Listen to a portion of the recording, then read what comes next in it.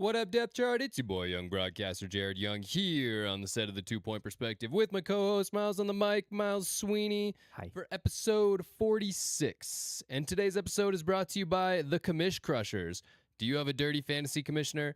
You and or the top 3 winners of your league may be entitled to compensation. Use code PAYTHEWINNERSJACK at checkout to collect your winnings. Maybe entitled, maybe not entitled to compensation. Maybe. It's still up in the air. Maybe, yeah. We're going to have a judge decide, I Maybe, suppose. maybe not. But we're going to start off with the WFA today. Yes, We're we are. throwing a little curveball at you guys. Well, you know, the NFL is a little bit quiet right now. The NBA is a little bit quiet right now. And, you know, everything is kind of focused around the World Cup. Spain will be taking on Argentina this Sunday. And France and England will be going at it for third place on Saturday, and that's kind of taking up all the airspace at the moment. So Yeah. so for right now, we're gonna hit you with the WFA, which the championship is this upcoming Saturday. It is, yeah. It's gonna be the Minnesota Vixen taking on the Pittsburgh Passion, and so our pick'ems did not end up working out. We picked Salt Lake, Yeah, and we it was an incredible game. Close. John, do you have the scores for those? I do. I have them right in front. So, I just wanted to see if we could get them up on the screen. but if we can, I can read them aloud. But Yeah, give me 1 sec. I can bring them up. Yeah, you're good. yeah, Minnesota and Salt Lake, that was a close game. Yeah, Came down to it a was. kick in honor of the World Cup. Yeah. But And we actually have that clip for you as well. Yeah, we do. You know, why don't we just play that clip and then we can talk about the scores. A beautiful kick too. It was like a 45-yarder? 45, Yeah. I believe. Yeah, 45-yard field goal. Not too shabby, not too easy. Is going to be a 35 And Jared, yard you- kick, roughly. So Well, yeah, I'll definitely hold my some piece for now. distance. This is not one of those guaranteed makes. I mean, it never really is, but here we go for the game, for a spot in the championship. Bang! It's just good. Bang, The bang. walk-off Yeah, kick just a beautiful start of kick. the I mean, middle I of watched this the game start to finish, and Salt Lake jumped out to a really early lead. They got up 20-7 at one point, and the Vixen just never gave up. They came charging back, and just some really great plays. It was fun to watch. I didn't really have too much of a preference on who won. I like both of these teams, and Minnesota definitely deserves that win. And if Salt Lake had won, they also would have deserved it because both those teams played really hard. Well, and we talked about a lot that these were, in our minds, 1A and 1B. Right. We both believe no matter who won this game, we'll win the championship on Saturday. So it makes all the sense in the world that this was such a tight game, and it comes down to a play like Could that. have gone either way. It almost went to overtime. I mean, you don't see a lot of kicks in the WFA, and especially not at that distance. Yeah. And so that was a pretty impressive kick. And it's funny because both teams had missed an extra point earlier in the game. Yeah, so, so I mean, yeah, Yeah. that stuff matters. but as you can see, Pittsburgh took care of DC pretty handedly. Miles, you were Pretty right. handedly, They had the better run game, they had the better defense, and went in there and took care of business. Even they were at home, but they took care of business at home. Salt Lake, on the other hand, could not. That home field advantage just did not end up working out for them. Again, they 23-20 final score there. Did you have any other? Well, I was disappointed because I was trying to pull up the stats because the thing that edged us for Pittsburgh was DC and their penalties. Right.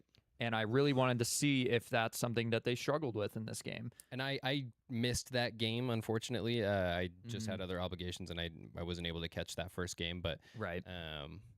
well, actually, I came in about halfway through, and the stream had cut, so it actually really? wasn't watchable. Yeah, but I missed the first half, which was streamed. So Yeah, unfortunately, Minnesota threw a wrench into our bracket, but right. that was always going to be a tough one to call. Mm-hmm. And it could have gone either way. Yeah, so, but I hope that this is a good game. I feel like it should be a good game, but I think, are we both sitting in the same spot if we think Minnesota's going to take it? I think so. I'd have to say so. Both teams are 7-1. I still think it's going to be a great game. Yeah.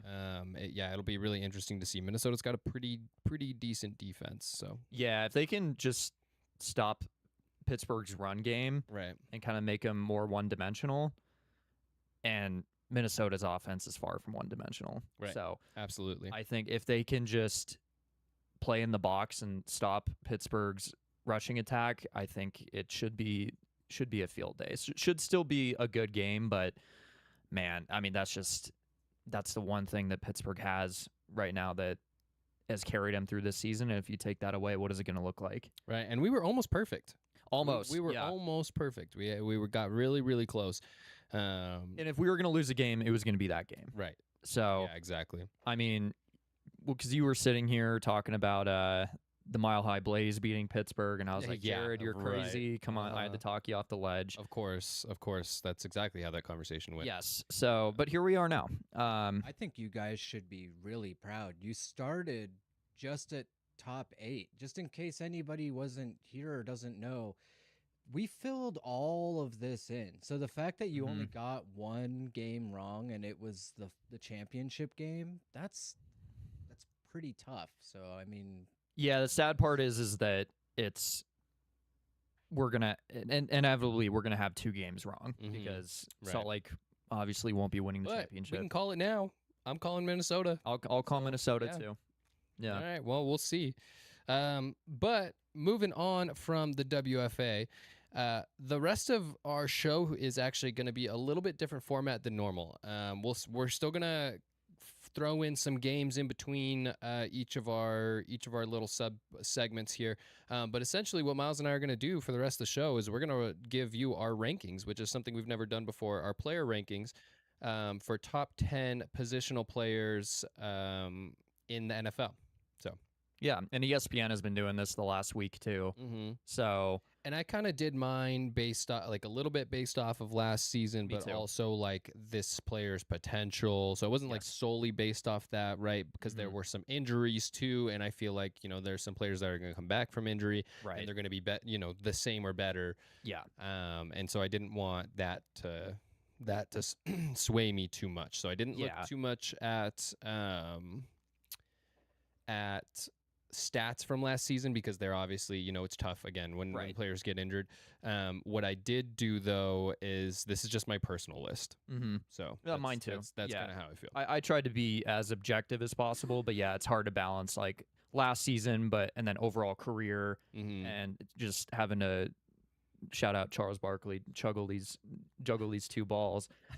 But yeah, we both agreed that the top You look- portion of that all looked- these that looked, lists, like really comfortable for you. a little bit. It was I'm very, very natural. I'm a long boy, so it's it can get a little taco. But we both agreed that the top portion of these lists were easy, and then getting into the back half, It was a kind of little like, more tough. okay, who's going to get left off the list? Exactly, yeah. It wasn't even necessarily like the rankings. It was just like who's going to get left off. And it would have been, and we don't have an honorable mention section for any of these. We can No, throw one in if we want, I but did do one. Let me see. I did do one honorable mention. for Okay. the whole thing, and it was on my quarterback list. So okay, yeah, and I think that one is the most deserving. So let's start it off. We're gonna start at 10. yeah, Go 1 and 1.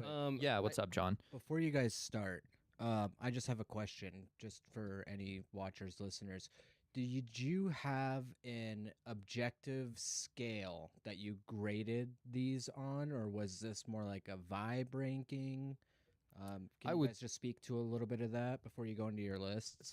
to be completely honest, I think it's probably a vibe ranking. Yeah. I wasn't like, oh, this and this and this. I mean, some of it is based off statistics, right? Like statistically, there are some of these Yeah. players are the best players, Mm-hmm. and there's not like anybody that can hold a candle to that. So I think that's I would say vibes probably more than anything. I would say it's all of And the also above. also just ball knowledge. All of the above. Yeah. Like, if I was going strictly off vibes, I would have shoehorned Jeremiah Love into #1 running back because I like the cut of his jib. I got to know But- right now. Did he make your list? No. Okay. No, of All course thank not. God. I will say right now, I didn't put any rookies on these lists. If you They never played a snap, Yeah. I don't think like Uh, you should be able to get in there. But yeah, start us off at number 10. So I don't want to go 1 and 1. Oh, okay. I want to go through our full 10 list.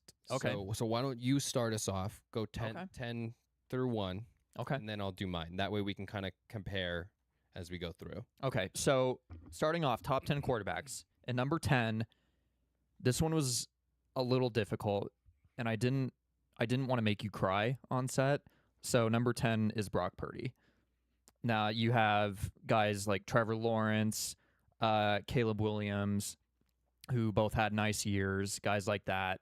Jalen Hurts, I didn't consider that, but some of these guys who can float into that 10 spot, but ultimately I gave it to Purdy because he has a better resume than outside of Jalen Hurts, but Purdy, in my opinion, is a better quarterback. Can you tell me why not higher than 10?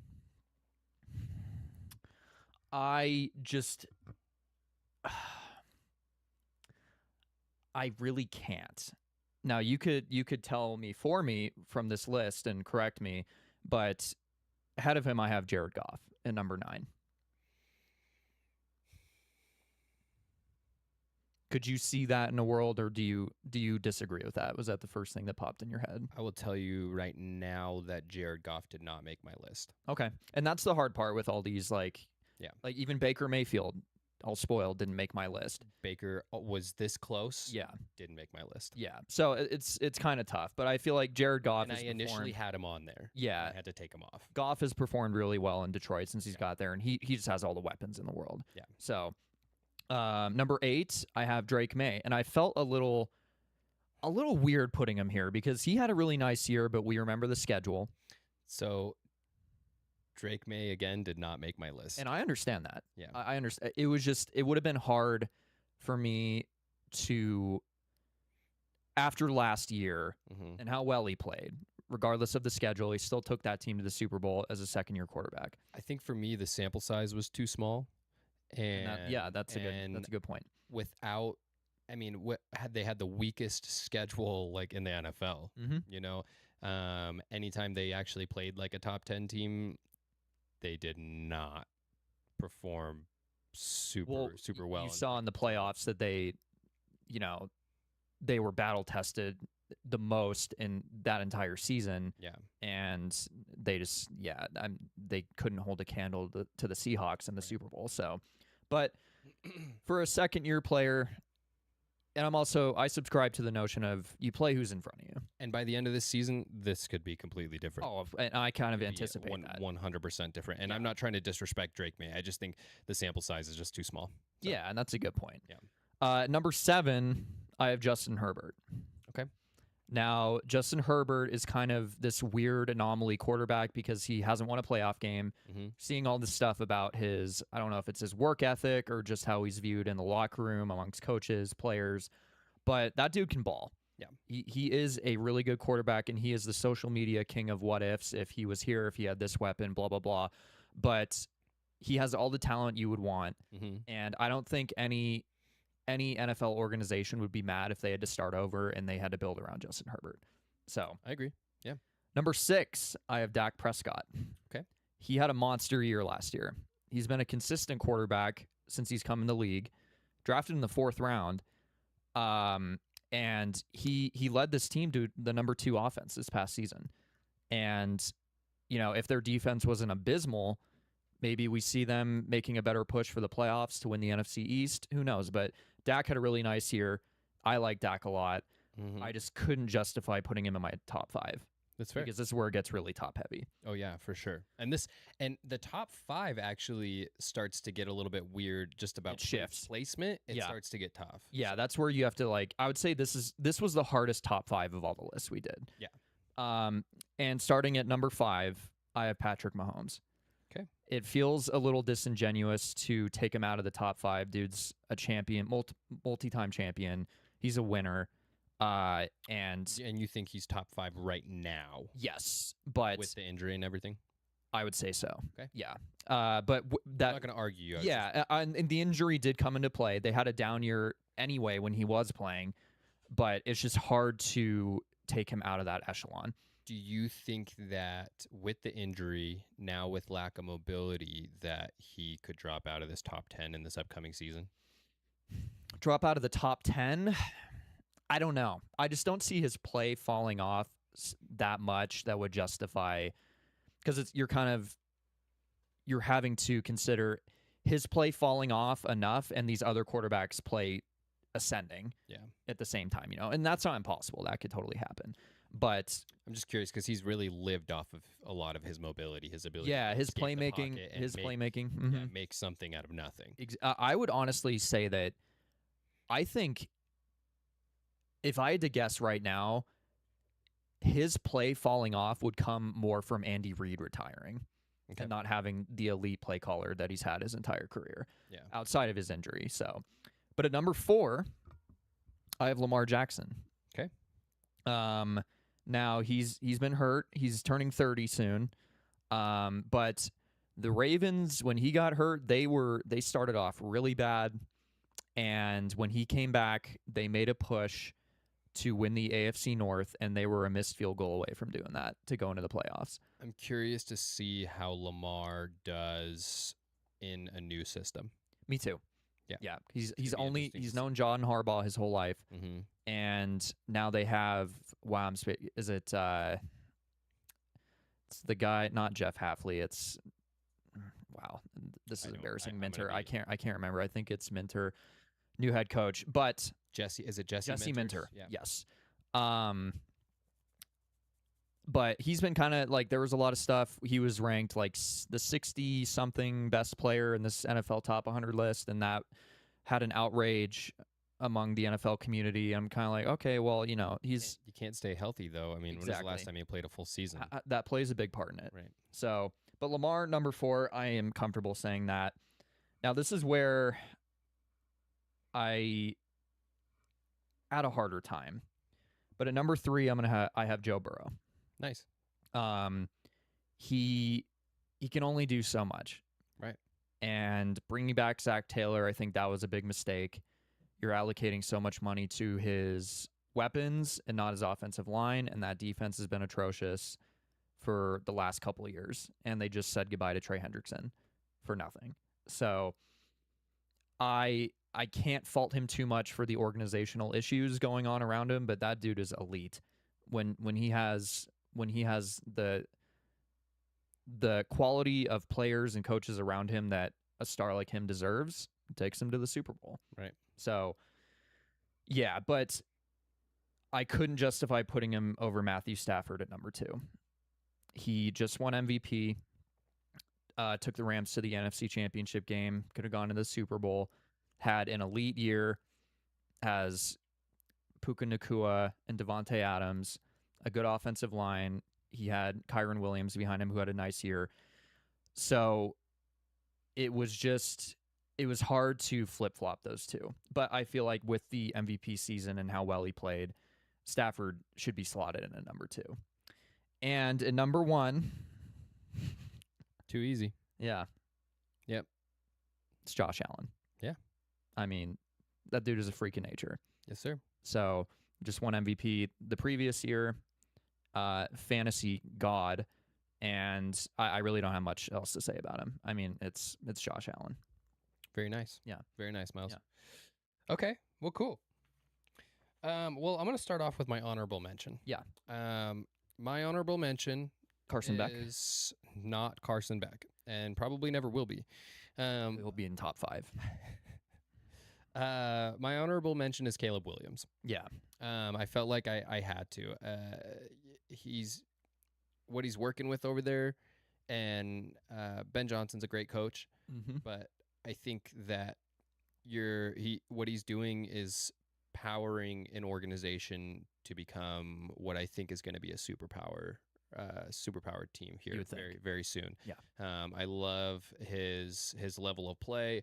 Again, this is no disrespect to Drake May, but I think that Caleb is really good, and I think his future is very, very promising. So, but he did not make my top. He did not make my top 10. Again, sample size is too small to make my top 10, just like Drake May. But he has that clutch gene. But some of those fourth quarter performances he had were insane. If their defense had been better, that's a Super Bowl contender last season for sure. If they had had a decent defense, that's a Super Bowl contender, I think. But at number 10, I have Trevor Lawrence. Okay. I think that that's pretty self-explanatory. He had a great season last year. He finally has a coach that can do something. Yeah. That's not Urban Meyer, and now we actually get to see who the real Trevor Lawrence is. Right? They have a better offensive line. Their run game has been pretty decent, and he's finally got some decent weapons over there, and he's utilizing them. So I think that Trevor Lawrence is pretty solid there at number 10.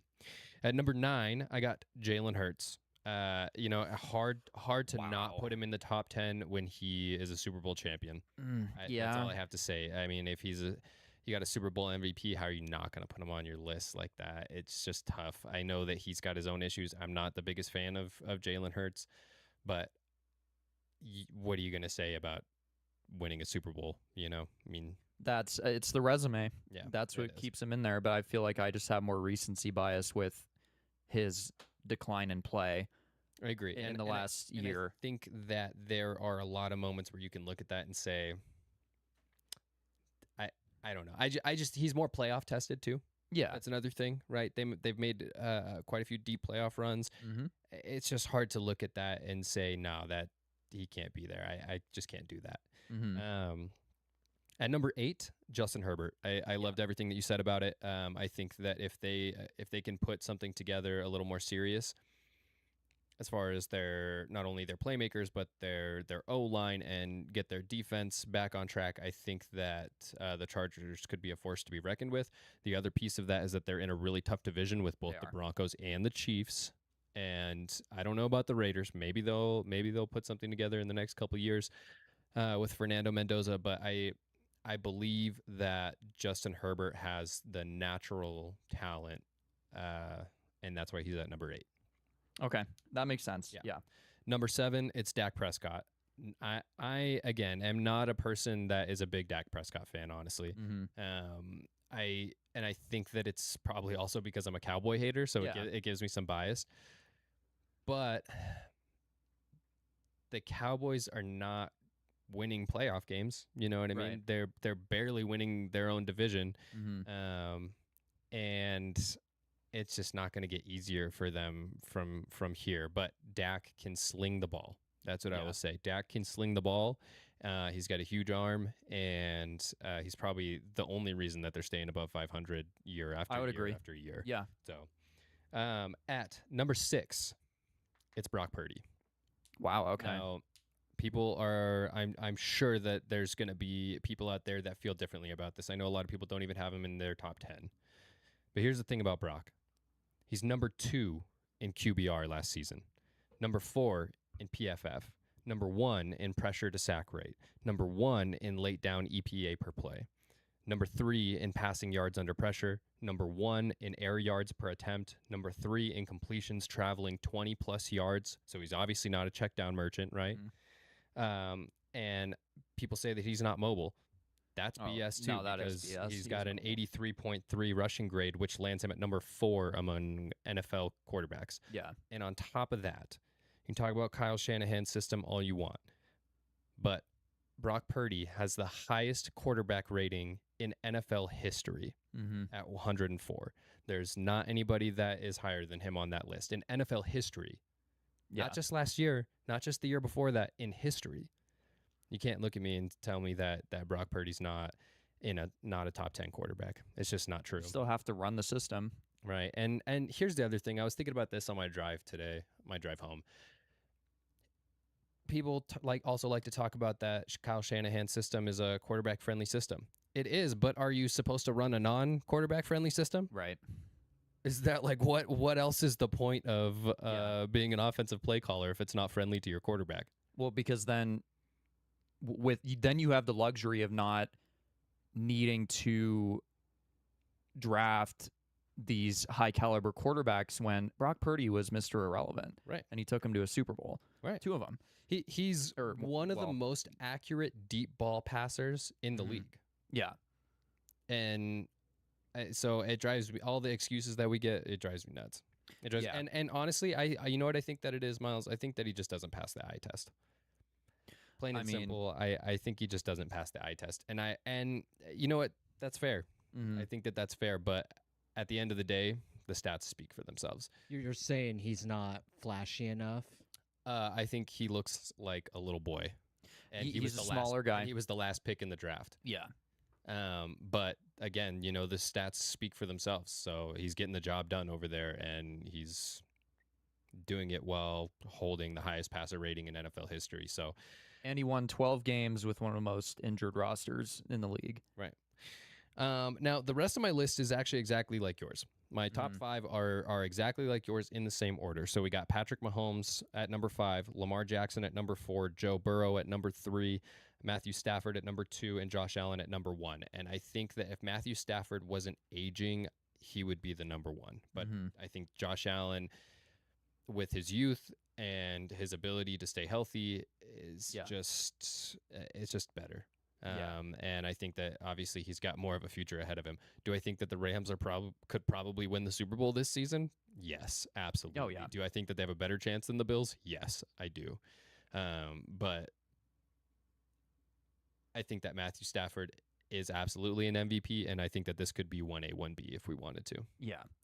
Any of these top 5 guys could be number 1 any given week. Absolutely. All right. Well, that concludes our top 10 quarterbacks. Yes. John, if you want to hook us up, it's time for our first game. All right. So this game is called NFL Stat Pad, and it's not a game that I am very good at, but it's one that we're going to run today. And Miles, I'm going to need a lot of help. Okay. Passing yards 2020 to 2025, not drafted first round. Real quick, can you go over the rules of this game in case anybody doesn't know how it's played?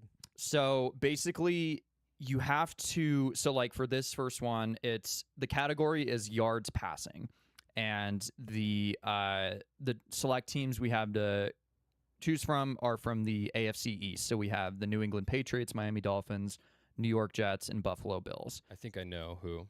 Okay, already. But the goal is to try to get the player who passed for the most amount of yards between the years 2020 and 2025 that was not drafted in the first round that played for either of those 4 teams.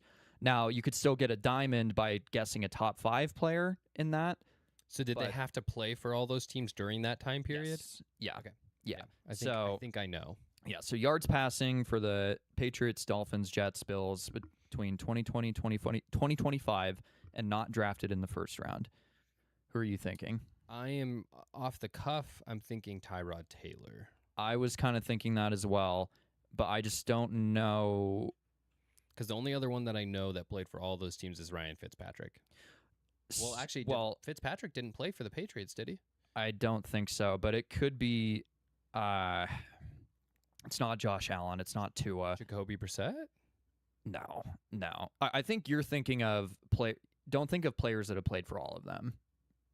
Just like a player in a season that had a lot of passing yards for one of those teams between those years. Oh, so I can just pick any of them? It doesn't have to be all 4? No. It's just a player that's played for one of those teams. Oh, Tom Brady? He wasn't on the team in 2020. He wasn't? Mm-mm. He was on the Bucs.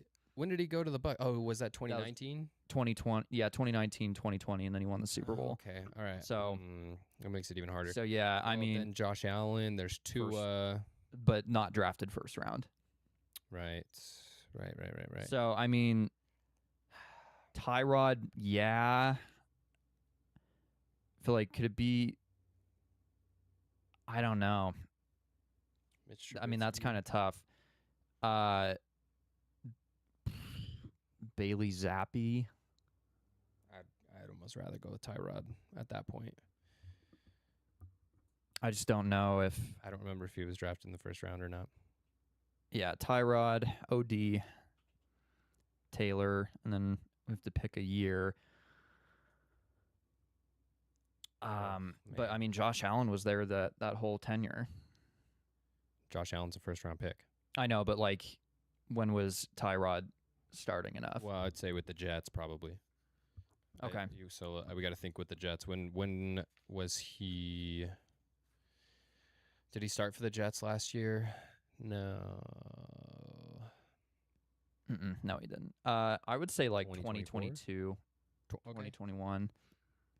I'm gonna let you run that. Okay. 'cause you tend to be a little bit better at these than me. We're going 2022. Yeah, we'll just run it. And there's a chance he didn't even. Yeah. So I'll try 2020.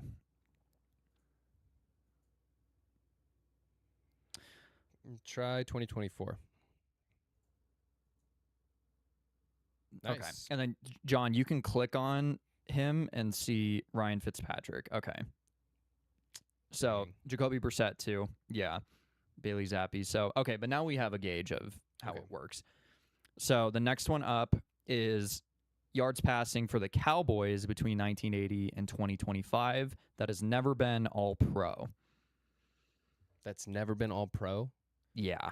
So, this is my first thought is Cooper Rush. Because, I mean, you've had Tony Romo, Troy Aikman, and now Dak Prescott. All right. All of those guys let's have try been. Cooper Rush. Do you remember what year Don't. Dak got do we only hurt? have 3 guesses left? No, it just every it- time you do guess, it Okay. just lowers your score. Let's do 2024, John. Very nice. What year was Drew Bledsoe? Yeah, I didn't so even some know of Drew these Bledsoe played for the. I wouldn't have Cowboys. gotten that either. Okay, so some of the look. So Troy Aikman. Yeah, is so on here. So he just wasn't multiple all times. pro that year specifically. I think, or maybe has Troy never been all pro anytime? So I was just assuming that Troy Aikman was never. That's kind of surprising. I He was never an assumed all that he pro. would have been. Yeah. Yeah. Okay. Okay. All right. Yeah. All right. Yards passing category for the NFL as a whole, 2020 to 2025, never been all pro any time in career.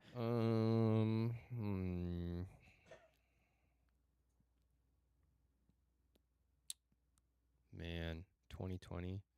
John, can you raise that, please? Man, that was a toughie McStuffy. Let's see. Well, let's think of some quarterbacks who haven't been all pro.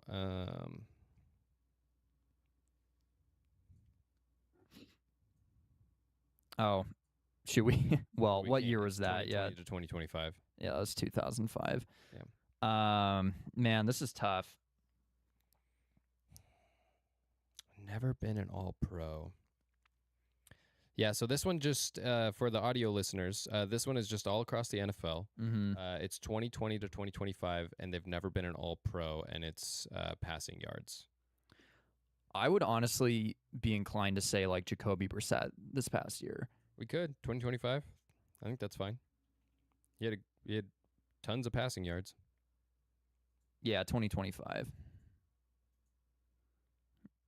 Okay. So now I'm all right. curious. Justin Herbert. Justin Herbert's Wow. never been an all pro. Joe Burrow's never been an all pro. See, this is That's crazy because these are Pro Bowlers. yeah, but That's nuts. making all pro. Yeah. That was still a good pull. Okay, here we go. Never been all pro. Has Cam Newton been Cam all pro? Newton? He had to have been That's what I was- MVP. Just as a point out the cautionary tale, you guys have been wrong about every single assumption about who has been all pro and who hasn't been. That's So true. we And could I don't run- know. I don't know a lot about. Would the you all-pro wanna- decision making? We could run Cam We Newton. could Let's rent try it. Cam Newton 2015 just to see cuz I mean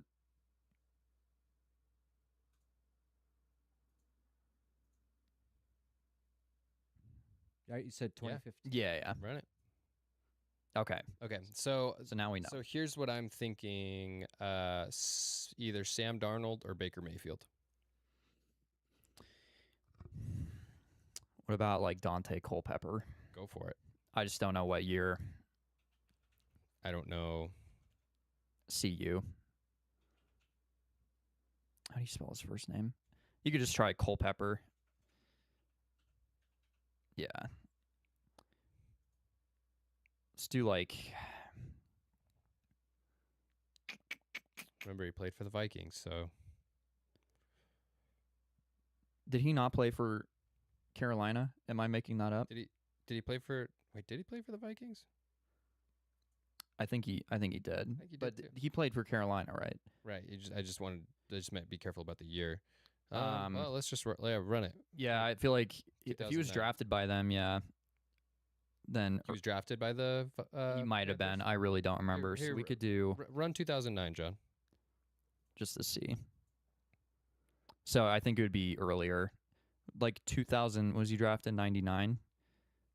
2005? I'm fine with that. Okay, so go early, 1999. Okay, so he was drafted by Minnesota. Yeah. Okay. I mean, we could also do Bryce Young this past year. Okay.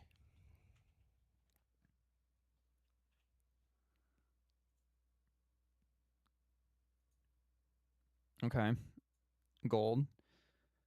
Teddy Bridgewater. Teddy. I didn't think about Teddy. I forgot about him. Okay. This top 5 is just 3 dudes. Yeah, there are a lot of them that like 4 of the 5 are just one player, all different years. Now I'm feeling confused. Did Dante Culpepper? He never played for the Panthers. He Yeah, played for well, the that's why I Lions. was confused. I was That's like, dang, Miles has some lore that I do not have. Here, Nah, I guess. that was my fault. But I It's all mean, good. Okay, let's look at our last one here. so this So is the AFC South.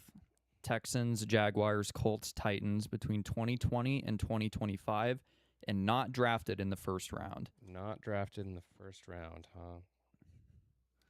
Was Daniel Jones drafted in the first round? He was. He totally was.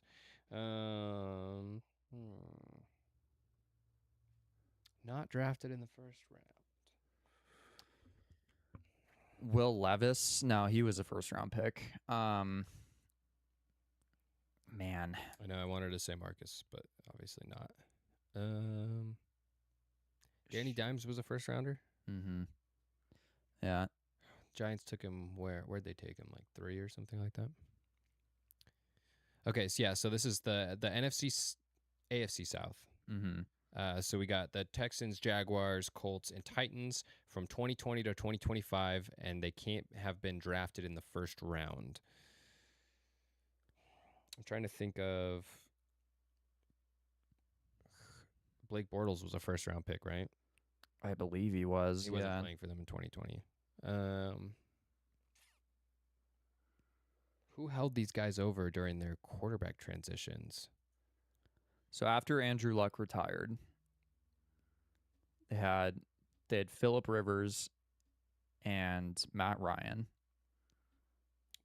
I know Both- Phillip Rivers was a both first round first-round pick. picks. Matt Ryan, yeah. Matt Ryan also first round pick. Tennessee. Who'd they have after Mariota? Oh, was Ryan Tannehill a first round pick? I think he was a first round pick, yeah.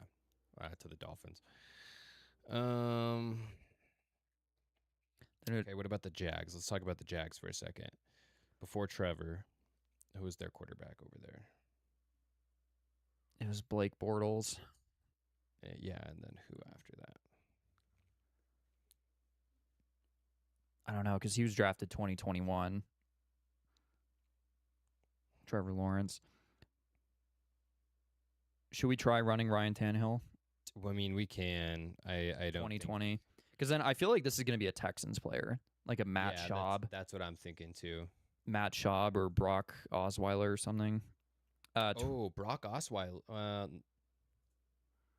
Brock Was he- Osweiler might not be bad. But did he I was he before Deshaun Watson? He was. So When was then Deshaun? that wouldn't. He was drafted 2017, I believe. Okay, I would go say ahead. 2020. Yeah. Okay. Yeah, that's what I thought. Dang, dude, I don't know. This is a tough one. Try Matt Schaub. SCHAUB. 2020, yeah. This is so tough. This is tough. Well, and they have you know why it's tough? Because all 4 of these teams have so many first round quarterbacks that, Yeah. that have played there. John, can you close it for me? I'm sorry. Something about looking at the logos helps me think. Jogs your memory. Malik Yeah. Willis. Malik hasn't played yet. He was drafted by Tennessee. That's the only other. Oh, that's right. Yeah. I'm thinking. I don't know why I'm thinking. Yeah. Yep. Sorry. Do you want to run Malik Willis? Yeah. Because I really can't think of anybody else. Malik Willis. I'd have to, 2022 makes the most sense. Well, I don't know who else. yeah, I mean Gardner Gardner Minshew. Minshew. Oh my Jesus gosh. Christ. And Davis Mills. Yeah, that's who I was Will trying Levis. to think of. Will Levis was on that list. Yeah, that's too bad. Yeah, bummer. Well, we suck. We suck at these games. We're not good. 8.9% of other scores. Wow, dude, horrible we're score. so good. No, that's I that's told really you, dude, bad. we're really bad at this. Just in case, because I know there's some MAGA math that might make people Mhm. think that this is actually a good score. It's not. it's not. 8.9%. Yeah. Somebody might read this as you're in the top. You're in the top 9%. Yeah. It's the opposite. Okay, but yeah, like that the was a stat pad. That looks like the federal interest rate right now. yeah. But now we're moving on to top 10 running backs. Yeah, you want me to rip it first? Yeah, you go ahead. Okay, I'm gonna preface this by saying that I know I just talked about Super Bowl MVPs, but the Super Bowl MVP did not make my list. Okay. And that's just because having one decent season with a stacked Super Bowl team does not give you top 10 status, and that's a guy that has never stayed healthy for one season in his life. So yeah, sorry, Mr. Walker, but you didn't make my makes list. sense. Yeah. But at number 10, I've got Bucky Irving. Okay. Bucky did have a great season last year before he got injured, Mhm. and I think he's going to come back and he's going to continue to have a great season. And that's why he's in my top 10. Yeah. At number 9, I've got Breece Hall. Yep. This is a guy that, if he had an actually decent offensive line, is easily a top 10. He just has never had a consistent coach, quarterback, Yep. all the work. system, offensive line, really anything going Yeah. for him. I mean, he plays for the freaking Jets, for Christ's sake. At number 8, I got James Cook. Okay. This is a guy that's putting in a lot of work over there in Buffalo, really helping to carry a lot of that defense, taking on a lot of the passing work, and he's catching a lot of passes from Josh Allen. So I appreciate James Cook, and that's why he's at number 8. Explosive runner too. Yeah. Number 7 is Devon Achane. Okay. Now, Achane could easily drop off this list this season. Mhm. This upcoming season, he's not going to be in as friendly of a running back system, right? With Mike McDaniel out. Mm-hmm. He also is coming off injury. But I would say that right now, injury aside, he's a top 10 running back Yeah. for sure. At number 6, now this is where it really starts to get tough. It starts to get really tough. And as I went down the list of all the starting running backs in the league, it started to get pretty brutal. Mm-hmm. At number 6, I have Jonathan Taylor. Okay. Jonathan Taylor is a guy that's shown that and proven that he can handle a large workload and really help to take pressure off of the passing game. Mm-hmm. He's had multiple great seasons over there in Indy, even when they haven't been that great of a team. Right. And I think that he has done a lot for Daniel Jones as far as his quarterback play over Yeah. there. So Oh yeah. at number 5, I've got Derrick Henry. This is a tough one, too, because I really like Derrick Henry. He's a violent runner. I think he's had a great career. It's obviously fallen off a little bit going to Baltimore. We'll see how that changes in this Right. upcoming season. But needless to say, Derrick Henry is a massive man who's going to continue to truck Yeah. other players, and he's going to continue to get the rock, get touchdowns. And if he doesn't, that's not his fault. Right. That is the fault of the system. Well, and that's playing I think that's the one part of his game that can age well is being the bell cow. him. Right. I don't think he's never going to have the 99-yard, like, once he gets into gear, you're not catching him. Right. Like, he's slowed down, he's aging, but you still don't want to tackle that dude. Right. So he's going to get you the dirty yards, Mm-hmm. but I don't think we're not going to see any more explosive plays from him, or they're going to be more sparse. I was gonna say I'm not gonna say he's not gonna pop one off, Mhm. but I think he's a top 5. At number 4, this one hurts me a little bit to put him this low, but it's CMC. Okay. The injury bug is concerning. I think, though, that if Christian McCaffrey stays healthy, he is a top maybe 5 player in the league if he's healthy for a full season. He's the best pass catching back in the league. Yep. He's obviously pretty unstoppable on the ground. Now he's in a very friendly system as well, a very running friendly system, but it's not like he wasn't doing that over in Carolina either. Where, yeah, it was, So Christian McCaffrey at number 4. Okay. At number 3, it's Saquon. Now, I know Saquon didn't have the greatest season. You know what? I'm not even going to say that. He didn't have the same season that we expected him to have based off of his previous sample size. And he set the bar pretty high, right? That first year. And so that's why I take back what I initially said, because he still had a good season. It just wasn't to his level of eliteness that we're used to seeing. Right. And you know, the Eagles they've had some issues inside their locker room. You know, you never know how those things kind of contribute to that. And it sounds to me like they've cleaned a lot of that up. Especially, you know, AJ Brown is gone, so maybe that cleans some of that up. But Saquon's still a force. You can't overlook him. That when you're preparing for the Eagles week in and week out, you know you have to prepare for him because he will chew you up and spit you out. At number 2, this is tough, and I don't know if you're gonna sorry about that. I don't know if you're gonna agree with me on this one, Miles. You might have these two swapped. But at number 2, I have Bijan Robinson. Okay. I think that talent-wise, I think that Bijan has the number 1 running back talent. However, he doesn't necessarily have the same production as the next guy on this list. And that's why Jahmyr Gibbs is number 1 on my list. Okay. I think that this is another one where you could say 1A, 1B. But yeah, I just think what we see from Jahmyr Gibbs and what we've seen over the last 2 seasons has put him at this spot. Now, he hasn't had to handle the entire workload, though. Right. Yeah, he's had the Sonic and Knuckles. He's had David Montgomery back there to help him out. So I'm curious to see this season, can he be the workhorse? Can he take on that full load? Is he going to be able to be that sole number 1 guy? Right. I think he can.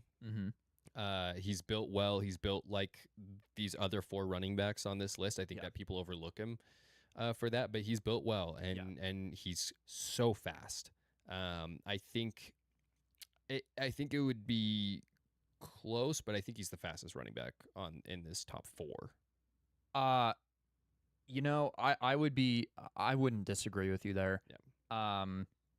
But starting off at number 10, where you and I did disagree, is I did put the Super Bowl MVP there. That's totally fair because it was close. It was close for me. It was close for me. And you Bucky Irving at 10. That's who I was debating with. Bucky Irving is younger, and he has shown more production. But Kenneth Walker has always been serviceable. He's always been the between the 20s guy. Healthy. If he's healthy, he's always been the between the 20s guy. If you got Zach Charbonnet was the goal line guy. I just feel like if you got to ask every single season if he's healthy, you got to say every single season if he's healthy. Makes it tough. But that playoff run he had this year, where Charbonnet was out and he was the sole guy, I agree. He played out of his mind, and he won Super Bowl MVP for a reason. And I could have put him at my number 10 spot and been comfortable with that. Yeah. I mean, it's just hard. Like, it's a lot of these are very swappable. But now he's going to Kansas City, and he's going to be the bell cow there. So we'll see how it goes. But yeah, I think with that playoff run and him being the Super Bowl MVP, just notched him in there for me. Super fair. And at number 9, I have Breece Hall. And pretty much I'll just quote everything you said. I mean, he still has production outside of everything that's going on around him.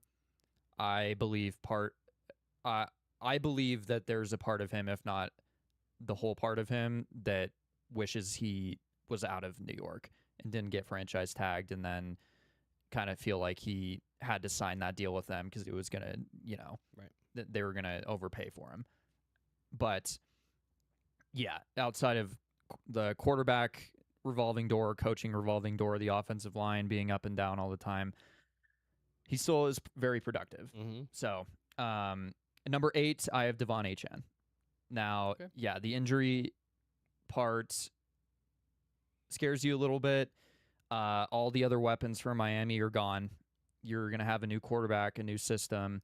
So we'll have to see how that goes. But That could work in his favor, though. Yeah, it could. You know? 'Cause, I mean, he's the only solidified piece in that offense right You now. wanna talk about a check down merchant. Yeah. It could be huge for him. And he is fast. Mm-hmm.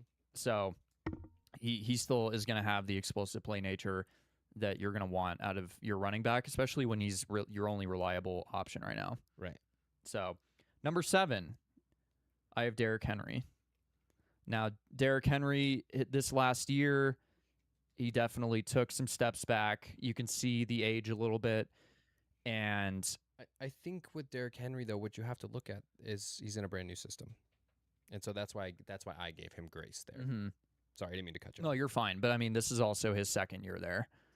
And well, I see what you mean. Going into this year, the brand new system.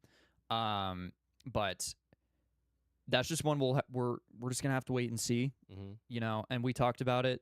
There are aspects of his game that can age well, and then there are the others that are gonna fade fast. Right.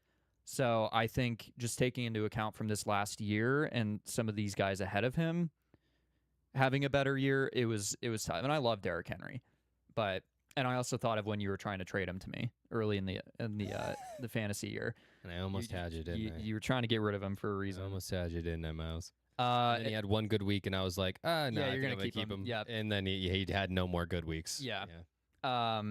Number 6, I have James Cook. Okay. He had a very good year last year. Yeah, he did. Like I said, explosive. He's pretty quick too, and I mean, it makes it so much easier for a guy like that when you have a quarterback like Josh Allen, Yeah. who can get you the ball in all sorts of ways. Do you know why I put Devon Achane above James Cook on my list? Why is that? Because for like weeks, before he was in right up until he got injured, Devon Achane was like the highest scoring player in fantasy football Oh yeah, for like 4 or 5 weeks. yeah. No, he was heavily touted. Yeah. I mean, he was, putting up crazy numbers. No wonder he got injured. Yeah. They were leaning on him so hard. Mm-hmm. And I kind of view like James Cook and Bucky in the same little ballpark, Mm-hmm. but James Cook I just think he's been more consistent. Mhm. He doesn't have the injury bug as of right now Right. that Bucky has. So James Cook at number 6. And at number 5, I have Saquon Barkley. So That low. just because this list is also top heavy. Mm-hmm. Now the age plays a part in this. His step back from his first year in Philly plays a part in this. And it was going to be hard to justify putting him above Christian McCaffrey at number 4 I also had a hard time with that. and they both have the same thing, the age, and McCaffrey more of the health than Saquon as of right now. But we saw it. Christian McCaffrey played all 17 games, and he was still one of the most productive running backs in the league, both in the pass game and the rush game. I mean, he is so elusive still. You could barely tell he's at or around 30, Coming off of a season where he Yeah. pretty much had to sit the bench the entire season due to injury. rehabbing a crazy injury, Yeah. going to Europe, doing all this stuff. And you know, you could still see in McCaffrey's game that he's not the explosive guy he was in Carolina, but he is still very effective and very productive. So that's why in my heart, it felt more right to put CMC above Saquon as of right now. Okay. And at number 3, I have Jonathan Taylor. Wow, that high. I think this is where the youth is starting to come in. He is younger. He had a crazy season last year, and in the second half of these games, Jonathan Taylor was a madman. Can I tell you why I have him so low? Yeah.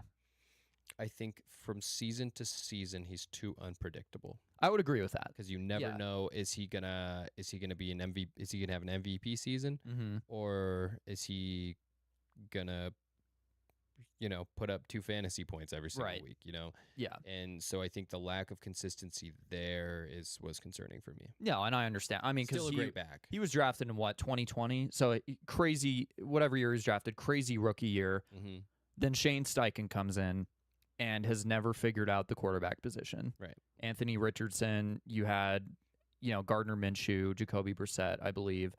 But now you get the project with Daniel Jones that worked out really well, and that offense was, we're going to air you out in the first half and then close you out on the ground in the second half. And that's why I alluded to he had some crazy second halves performances this year that just put teams away. And once you figured out that quarterback position, it makes his job a whole lot easier.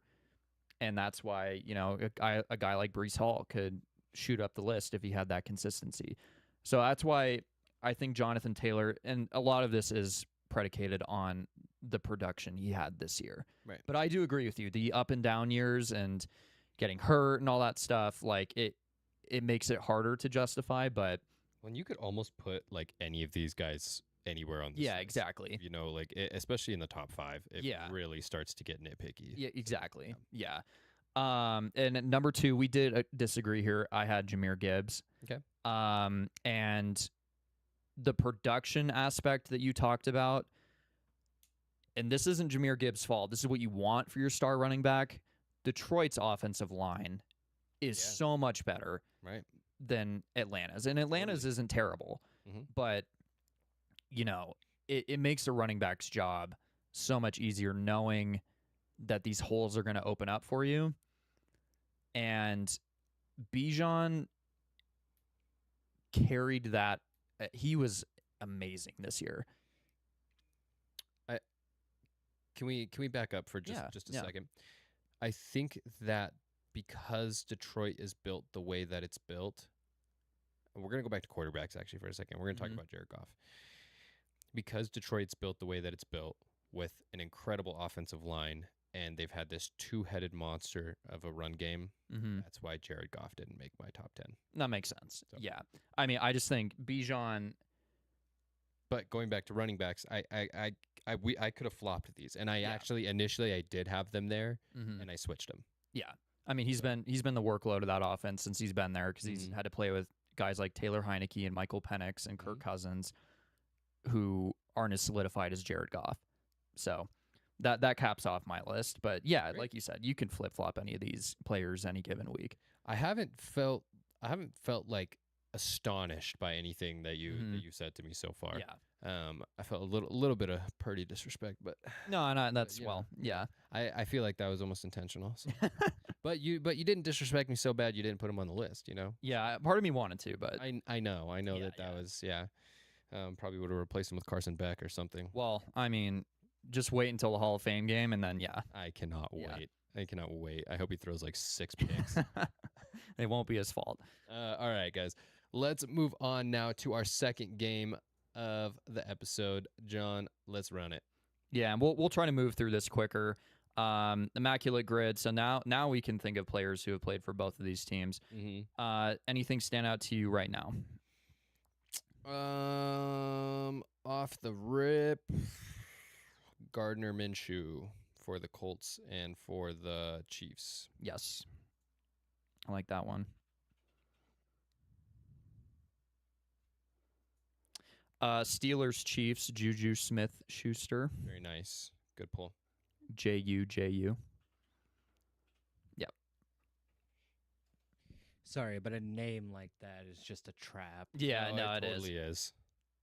Which top first one. Yeah. Top one. Eagles, Chiefs.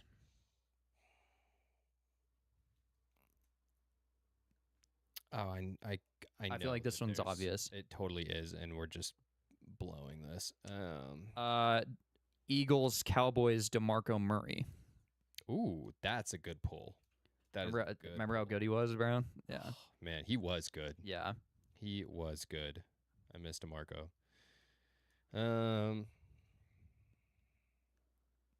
Colts, Cowboys, man, that's tough. Yeah, I love Give that us some of your thoughts. I love that they can't put the Cowboys on the left side.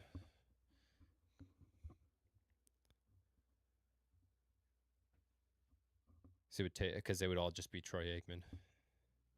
Oh, exactly. Yeah. Oh man, George Pickens, Steelers, Cowboys. Ooh, yeah, that is a good one too. Colts, Cowboys.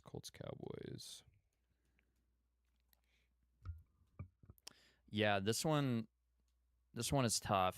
I feel like this is gonna be like receiver, but I really can't think Did of. Nick Foles play for the Chiefs?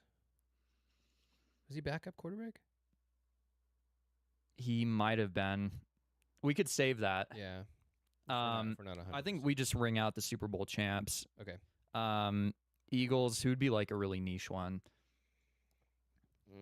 Think of like a corner or something like that. I mean, we could do Josh Sweat, or Okay, yeah. that's fine. 'Cause, I mean, everyone is gonna put AJ Brown, Jamal, or Jalen Hurts. 0.2, yeah. Nice. Good. Colts. Can you think of Edgerrin James?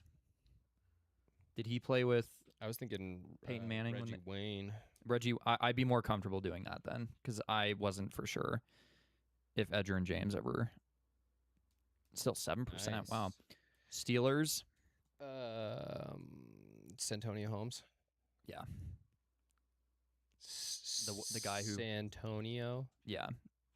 The guy who ripped out my heart at such a young age. Yeah. That had to hurt. It did. But Yeah. we pulled an 8% on that one. Eagles, Chiefs, Carson Wentz. Oh, nice. Yeah. Now, the middle. This is a tough one. I'm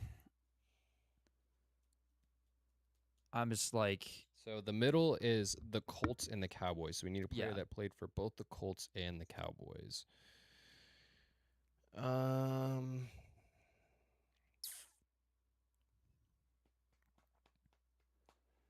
Let's see. Zeke kind of became a journeyman for a little bit. Where did he play after the Cowboys?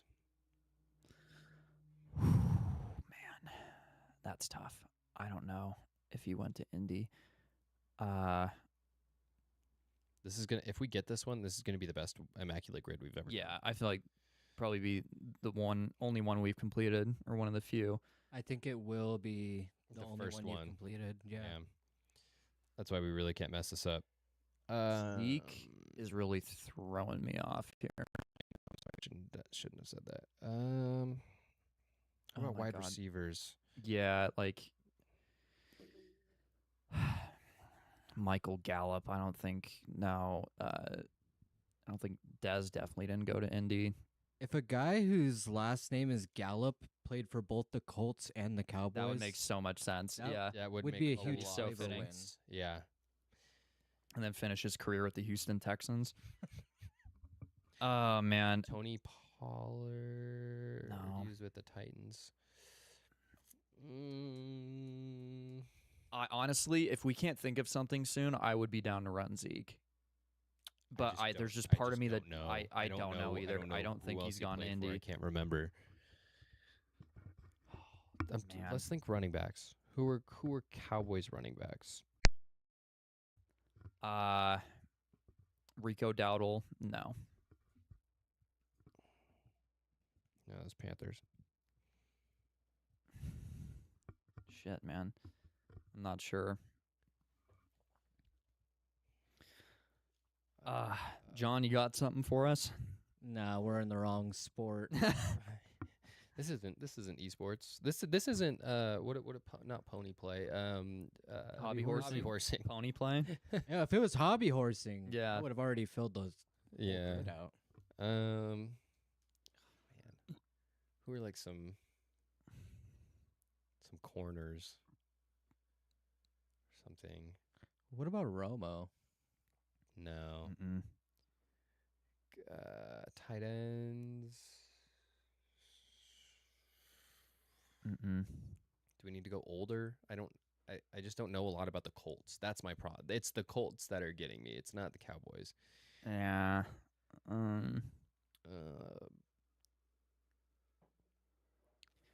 I think at some point we just gotta throwing out there. Cooper Rush. Cooper Rush. He went to Baltimore. This is gonna be because it's gonna be somebody who's so obvious. I know it's gonna drive me nuts. Trey Lance. No, it's three. That's 3 teams. Blaine Gabbert did not play there. Let's think of journeyman quarterbacks. God, what journeyman quarterbacks go to the Cowboys? Teddy Bridgewater, No. Tyrod Taylor. I wish I could say Ryan Fitzpatrick. I know. It's so frustrating. Jared, I'm gonna leave it up to you. Should we just run Zeke and see? I'm down to run Zeke. All right. Yeah, Ezekiel. Elliott. Yeah. This is not gonna hit. Nope. I have to know. Yeah. Let's see who it was. T.Y. Hilton played for the Cowboys. I did not know that. Because I was thinking of T.Y., but like, no, he didn't play for Dallas. Oh my. Yeah, God. I did not think that T.Y. played for the Cowboys. Who are the most rare? Does it give us that, or just the most picked? That's the most picked. But it looks like that one. Oh man, we're about to rip a virus. No, this thing's safe. Stephon Gilmore. Oh my God. That hurts. Yeah, that hurts. one's frustrating. Oh well. Yeah, All right. it's all right. We Well, were close. Yeah, we were close. All right. Well, let's move on to wide receivers. Are you Real ready? quick, for this one, if you guys are down, I'd like to try you guys doing back and forth for this, just because I feel like it's a little bit more engaging when you guys get to talk about the same players at the same time, or talk about your differences rather than having to go back to like the beginning of a list. I think the thing is, it's hard to talk about the rankings though if we're going back and forth, because then I can't. Because then it's hard to not give away what's next on your list or after, and we've done that before. So that was my only thing. I don't want to give away what's next on my list. I'm indifferent. I don't care. If you want to go back and forth, we can. I'd be down to go back and forth. All right. That's fine. Just a Let's run it. suggestion. Daddy John. It's You your start guys' us off. show. No, Okay. you call the shots. It's just Okay. a thought. Number 10, I have Mike Evans. Mike Evans. Okay.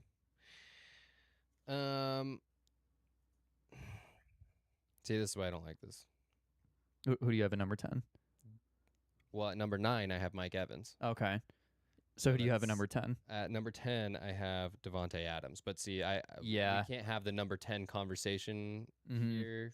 I and then consider go on to Devontae. number 9, and then we're talking about it Yeah. all over again. I consider Devontae, but Mike Evans has just been so consistent. Yeah, I like to give our full scope on like what our thought process is as we're going through that. Okay, then I'll just rattle through my top 9 from Okay. here on out, and then you can rattle yours off too. Okay. Number 9, I have AJ Brown. Okay.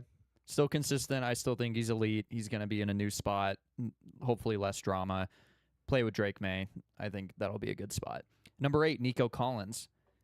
It's too bad that CJ Stroud has had some down years, Mm-hmm. but I still think he is all reliable, and he's played well despite Tank Dell being gone, and he's still a formidable weapon. Number 7, George Pickens. Dude lit it up in Dallas after CD went down, and Mhm. even when CD came back. And at number 6, his running mate, CeeDee Lamb. I still think CeeDee Lamb's the better overall wide receiver, and those two work off each other so well.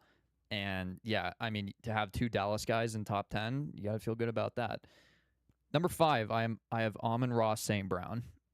He has been elite for a long time now. Jared Goff and him have a great connection, and for being a 4th round pick coming in and lighting up the league like that. And you had him at 5? Mm-hmm.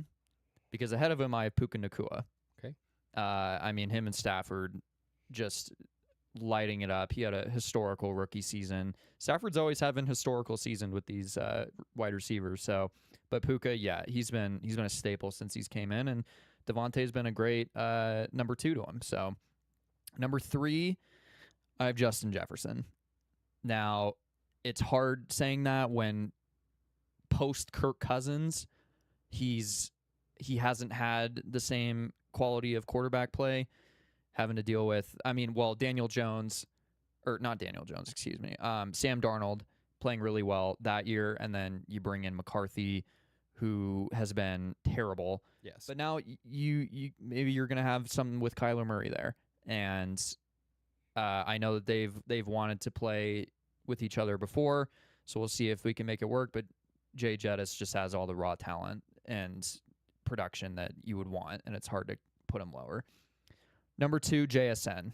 Historical year. I mean, the Seahawks offense really, they were on the lower half of the league throwing the ball in terms of passing offense, but he still put up monster receiving yards.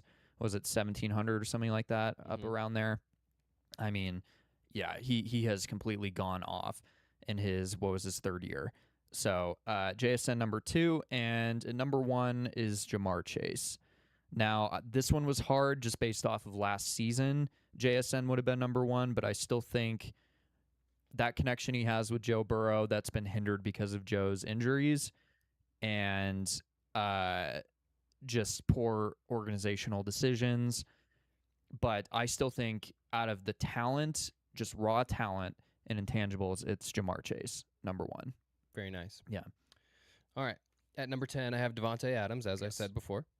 I think that Devontae's very serviceable. There was a point in time where I would have said that Devontae Adams is the best wide receiver in the league. Yeah. Obviously, he's a little bit older, but he's still playing in a great system. He's still getting lots of catches. He's a mean red zone target, and he's still a massive target for Stafford. Yeah. At number 9, I have Mike Evans. Honestly, for really similar reasons. And now he gets to come and play in the 49ers system where I think he's probably going to thrive as the number 1 guy. Mike Evans, before last season, he had never had a season where he was under 1,000 yards. That's a consistency. Right? Yeah. That, I think, right there speaks for itself. Yes, he's aging, which is why he's down at number 9. Yeah. At number 8, I got A.J. Brown. A lot of people don't like A.J. Brown because of his issues over in Philly. I think a lot of that is Philly's fault, though. They're not scheming him up the ball. They're not throwing him the ball. He's a massive target with great hands who runs much faster than his size would make you assume.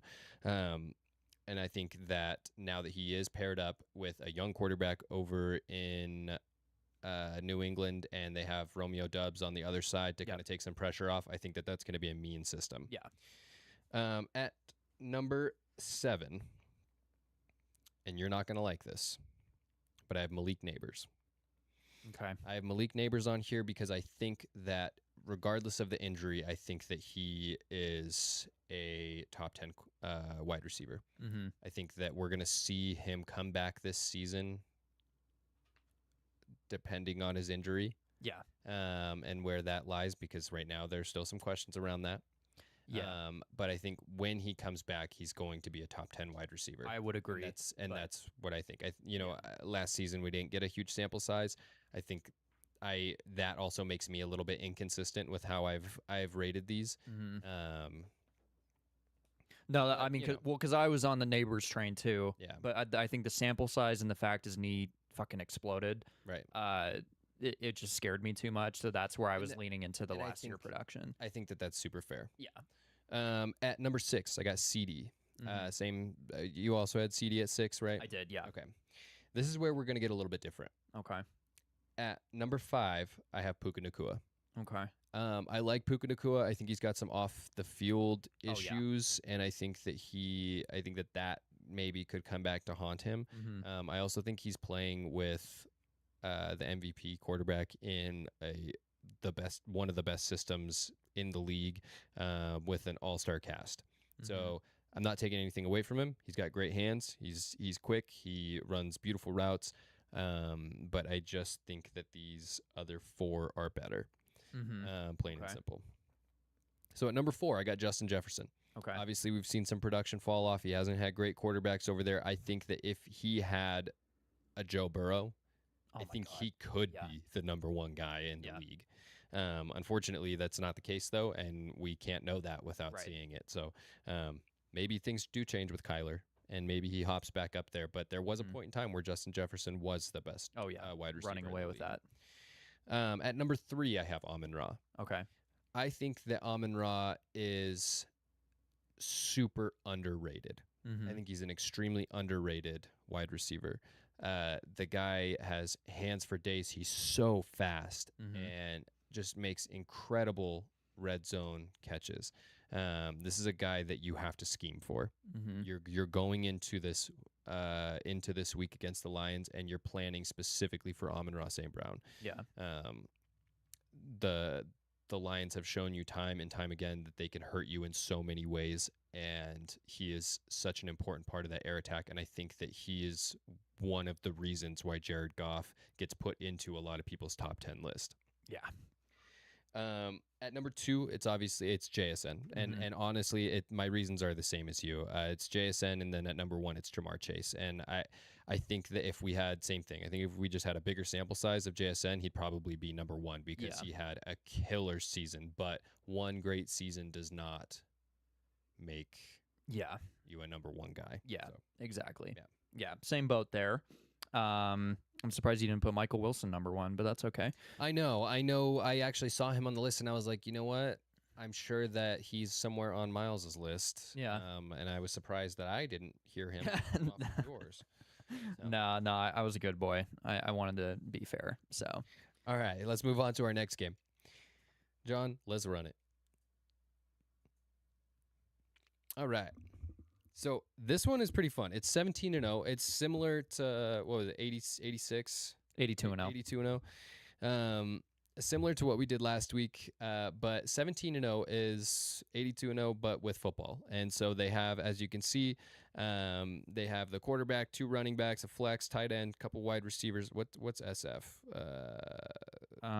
It's like a no, because I think you could just throw anything in there. Oh, I guess super flex. It's a super flex yeah. is what it is. So you could put a quarterback there. So I figured Miles and I could each run one. We'll see what our records are, just like we did last week. Yeah. And again, you can re-roll both the team and the season. So, Miles, take it away, man. Okay, let's do this. Okay. So I can re-roll the team or season? Yes, you can. Let's talk about who you got first and what the season Okay, is. so I got the Cincinnati Bengals in 2017. This was kind of, AJ Green started to taper off. Andy Dalton wasn't really the same. Man. I'm not going to use my re-roll this quickly. I'll take AJ Green. Do I want to put him in? Yeah, I'll put him in wide receiver. Okay. Detroit 2017. It's hard to not take Stafford here. But man, can you go back to wide receivers?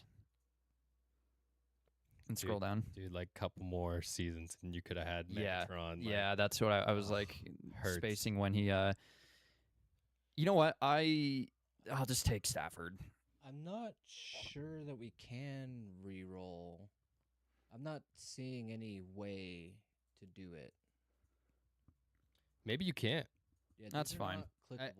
There's like 4 different game modes for this one specifically. That's fine. Let me see.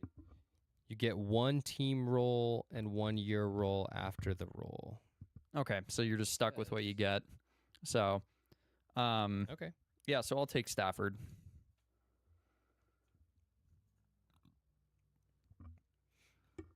Okay, let's fire through these. Oh, man. What was Jerry Rice averaging? Can you scroll down a little bit? Yeah, I'd go wide receivers. I know that guy. Go back up. Yeah, go back up a little bit. Terrell Owens. I'll take him. Tio's a monster. I'll put him in wide receiver. And this is allegedly fantasy, right? Mm-hmm. You Yeah. said wide receiver. Yeah. I actually know both these players. I'm so proud of you, John. Thank you. It's very exciting for me. Jeff Garcia wouldn't have been a bad super flex either.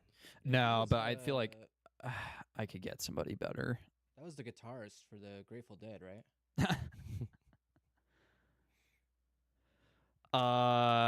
Shit. This was Lamar's MVP year. You got super flex. I know. I'm kind of. I feel like I have to put Lamar in the super flex. There's Mark Andrews too, though. I'm kind of banking on getting a more recent tight end. Okay. Then I mean, that was a great year for him. yeah, I'll take Lamar in the super flex. It would hurt me to not be able to take him there. All right, you got Green Bay 2009. Oh man, dude, you could have had A-Rod. Was Jordy Nelson playing for them at the time? Wide receiver. Greg Jennings. Yikes! This is a big yikes. That's a bummer, dude. Jordy Oh, is he is averaging down there. 6.6 fantasy points. He's just a little baby. Balls. Go to their tight end for me. Crap. This is bad. Can you go to all? I'm just gonna Who do they have at running back? Ryan Grant. I mean, you It's not the worst thing. Yeah, I'll put just him in take. your flex spot, or Yeah, I'll put Ryan Grant in my flex. I mean, you do have 2 running back spots though too. So maybe keep your flex in case you get a good wide receiver. Yeah, Why you am know I what? helping you? You know what? Yeah, Why yeah, am I helping? yeah. No, Thank put you, him in Jared. the flex spot. What am I doing? Because you love me. Arizona Kyler 2020. Murray. Kyler Murray in the flex. We'll go D Hop in the flex. I like how you knew who D Hop was when I said it. Oh God. Leonard Fournette. All right. Trey McBride 2025. Great. Yeah, we'll do Frankie Boy in the tight end. That is too bad. I was really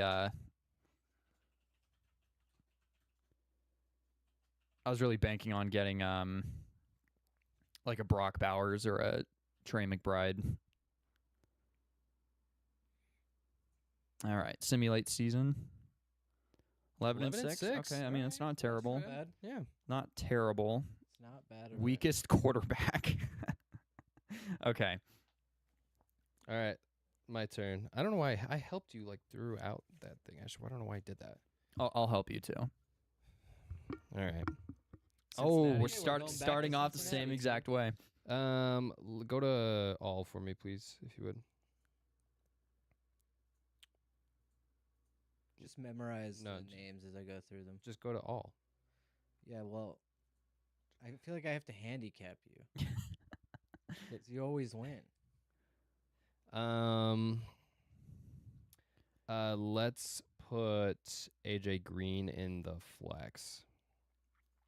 Copying me. Dude, Is W- this th- this is the same literally exact just the one. Same thing. I mean, I guess Staff in the quarterback.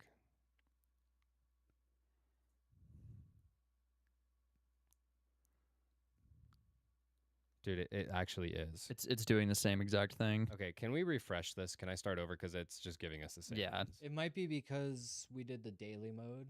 Okay, go to play unlimited mode. Oh. So that's where you get to re-roll your. That must be where you get to re-roll your.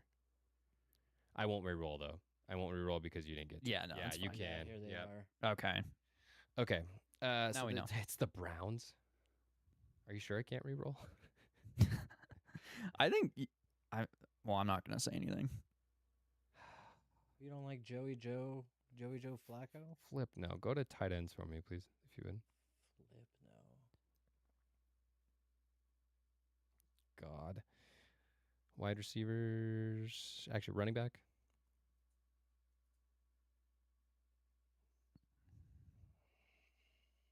Let's go Quinshon Judkins. I was hoping in you the forgot about flex. Quinshon. Nah, running back. Put him in the running back. Oh, God. baby, let's go. This is cooked. I'm gonna need you to go to. Let's go to all. I just want to see who the highest scorer was. Okay, yeah, let's go JSN in the wide receiver spot, please. I'm so cooked. You want the left or the right one? It does not matter. It does matter. It's vibes. Let's put him in on the left. Because he's not right for you. Big mistake. Minnesota 2015. Yeah, let's go AP in the running back, please. I'm so fucked. Philly in 2003.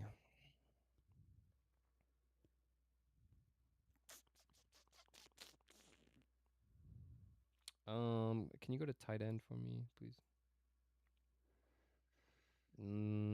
Chad Lewis, man, that guy was a dog. Quarterback. Actually, wide receiver. I'm sorry. I just want to see.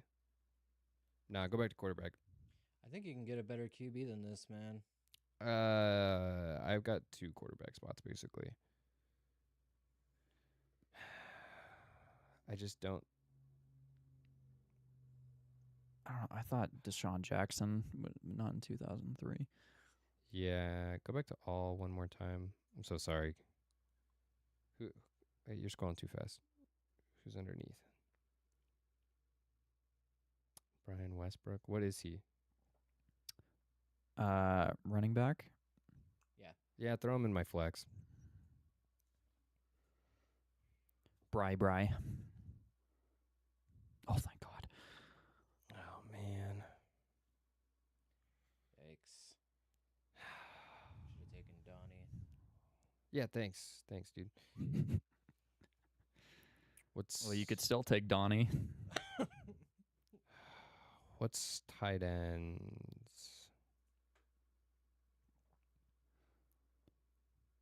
God, and I can't re-roll. Throw him in my tight end spot, top one. I can't even read the name. McMichael. Randy McMichael. All right. That sucks. All right, Denver 2014. Oh man. Do I go with Demaryius Thomas or Peyton Manning? That's tough. Yeah, because then you're leaving it up to the. Yeah, give me. Oh God, give me Demaryius. Oh, he's risking it. Yeah, wide receiver, please. Oh. And All Hurts right, isn't yeah. terrible. Jalen Hurts in quarterback. Just because you never know. You never know what's going to happen for the super flex.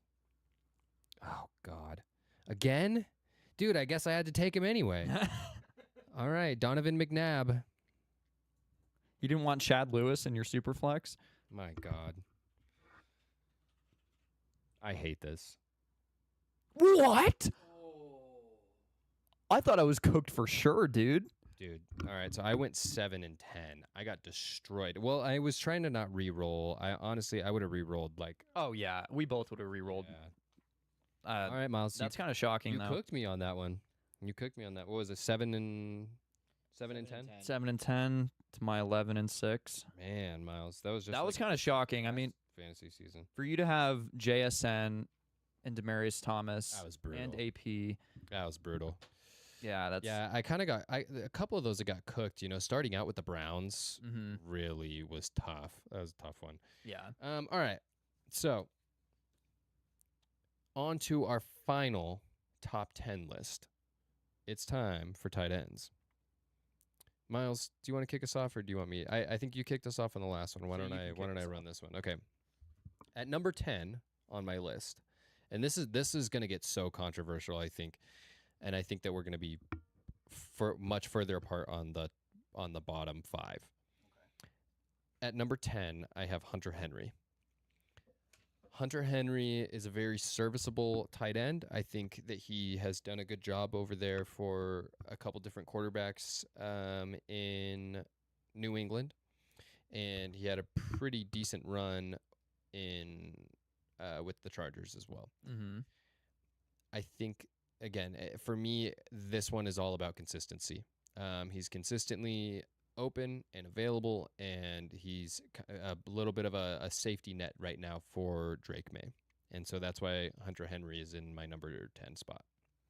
At I had number that 9. dude on fantasy. That was no way. The other No thing, way. here's the other thing you got to think about with tight ends, right? Their job is to impact the game in more than just pass catching, right? They're doing a lot of blocking. They're drawing linebackers in different directions. So the job of a tight end is not just catching touchdowns. Yeah, it's more diverse. Yeah. At number 9, I hate that I even had to put him on the list, but I had to because it would have been disrespectful. Oh, I otherwise. know what you're gonna say. It's got to be TK, man. Mm-hmm. It's Taylor Swift's husband. Yes. That's who made the list. Mm-hmm. And he's still talented. There's there's obviously a major fall off, but when you look at other tight ends around the league, like I'm not going to look at them and be like, "Oh yeah, I'd much rather have them on my team than Travis Kelce." I can't say that. He's 36 years old and he still had a productive year. Yeah. Like, he did not have a bad year. No, he didn't. It wasn't like blowing anybody away, but it was still a good year, and so he made the list. At number 8, you all know that I love this guy. It's B Strange. I knew you were going to put him on there. B Strange. He had to make the list, man. Yeah. I think he's going to have a great season coming up with Trevor Lawrence. I think Trevor Lawrence took a huge step forward last season, and I think he's going to take another step forward this season in a pretty decent offense over there. And I think that Brenton Strange is going to be a major part of that. Great contract, too. Totally. I mean, that is so affordable. It's super affordable, but also he's not underpaid. Yeah. I don't think. So I think he's going to have a really good rest of his career, especially if he stays there with Jacksonville. I think that relationship with Trevor Lawrence is going to be really good. At number 7, it's our number 1 quarterback's red zone target, and that's Dalton Kincaid. Dalton Kincaid is just trusty, reliable, huge frame, can lay down a mean block, and I mean, it feels like he's catching at least one touchdown every single week. So at number 6, this guy had a little bit of a fall off. I'm not saying huge, but from the season before, but it's Sam Laporta. I still think that Sam Laporta is one of the best tight ends in the league. Again, he had a little bit of a fall off, but it's hard when Detroit has so many weapons that they can choose from, right? Not everybody can have the ball. Yeah. And I still think, Sam Laporta is going to have a really good season upcoming, and I don't think that I'm not super worried about his little bit of loss of production last year. At number 5 is Brock Bowers. Wow. Brock Bowers sits at my number 5 spot because he still has all of the talent. That talent didn't just go out the window. His issue is that he plays for the Raiders. Now, for him, he's got Fernando Mendoza now. Yeah. This is a game changer, right? He's got a brand new head coach. The Raiders are trending in the right direction. They've got Tom Brady at the helm making the calls. I really think that the Raiders are going to surprise some people. I know that there are Raider fans out there that don't believe it, but I really think that the Raiders are going to surprise some people. They put a lot of money into their team. They have they drafted the best quarterback that they possibly could, right? Yep. I believe in the Raiders, and I believe in Brock Bowers, so I think he comes back and it's going to be good. Okay. At number 5. I thought he was your number 5. Or excuse me, number 4. It's Jake Ferguson. Oh my God, dude. Our list could not be more different. I knew they were going to be. Yeah. The reason why it's Jake Ferguson is because he has Dak Prescott at quarterback. Whenever the Cowboys were in a tough spot last season, it wasn't George Pickens, it wasn't CeeDee Lamb, right? It was Jake Ferguson. He was getting him out of really tight spots, really, 3rd and long, whatever it was. You could always rely on Jake Ferguson to make the catch that you needed in the moments that you needed it to happen. Obviously, George Pickens and CeeDee Lamb are great wide receivers, right? Yeah. They're running that offense, but do not count this guy out because he is so clutch in so many spots. Down in the red zone, again, on a 3rd and long, on a 3rd and short, whatever you need, he's going to be there. At number 3, this is a young guy. Broke out last season. It's Tyler Warren. Yeah. I think that this guy has such a promising career. I loved what I saw last season. We talked him up all last year. I know that a lot of people are going to be like, how is Colston Loveland not on your list? I'll tell you how. Because he didn't have that productive of a year. Yeah. I think that he's got a lot of potential. He could be on this list by the end of the year, but right now he's not. Mm-hmm. Okay. At number 2, who do you think it is? Who do you think it is, Miles? George Kittle. You know it's got to be the Kittle baby. Mm-hmm. Mm-hmm. George Kittle, he suffered a tough injury last season. Yeah. Season ending. He's still arguably the best tight end in the league. I think it's close. Mm-hmm. I think he's a little more 1B than he is 1A right now. Mm-hmm. And a lot of that has to do with injury. But this is a guy that's going to drag 3 defenders behind him as he's taking him across that 4th down marker. Yeah. He's one of the meanest blockers in the league. I'm Yeah. not just talking about tight ends. I'm just talking about in general. This guy can lay down a block, and he loves to do it. And frankly, he's been so consistent throughout his entire career. I mean, you got to think back to playing with Jimmy Garoppolo, who is not a good quarterback, by the way. I think that George Kittle deserves this number 2 spot. Yeah. And at number 1, Miles, you're going to love this. Yeah, I will. You I will. know who it is. Yep. The best pass-catching tight end probably in the league, Mm-hmm. and it's Trey McBride. Yeah. Huge frame, Yep. incredible hands, Yep. and this guy's just going to score week in and week out. He's the number 1 fantasy tight end going into this season, By and far. there is not even anybody close. His production is pretty incredible, and he can lay down a mean block himself. So. Yeah. Yeah. He. Woo. I love that boy. All right. Don't get This- excited, this is, Miles. That's the only cardinal on any of these lists. Okay. This is gonna be wildly different.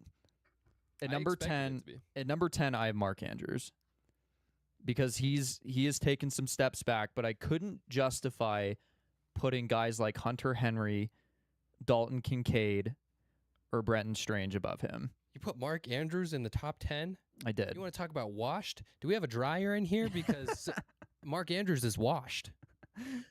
New system coming up. We'll see.